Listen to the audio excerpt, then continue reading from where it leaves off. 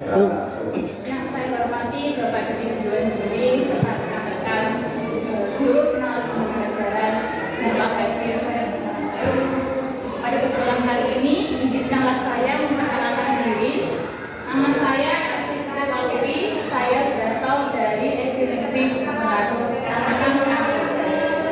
Pada tema pembelajaran yang saya ambil, judulnya yaitu Bola Hijau Makan Gerhana Matahari pada tema 8, tema 3, pembelajaran pertama materi IPA kelas 6.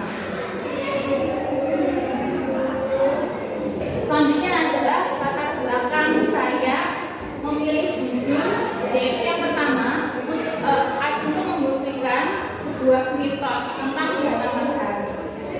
Banyak yang tahu bahwa orang-orang menganggap bahwa gerhana matahari itu matahari hilang karena dimakan oleh buku hijau. Yang kedua yaitu dengan judul yang menarik akan menimbulkan ketertarikan siswa untuk lebih mendalami materi tersebut. Selanjutnya, materi yang saya ambil adalah materi IPA, tema 8. Kenapa saya mengambil materi IPA? Yaitu pembelajaran IPA mengharuskan kita untuk mengaitkan materi dengan keadaan di sekitar lingkungan dan juga melalui media yang konkret. Adapun tujuan dari pembuatan video pembelajaran saya adalah yang pertama sebagai media pembelajaran siswa untuk memahami materi pembelajaran secara konkret dan nyata.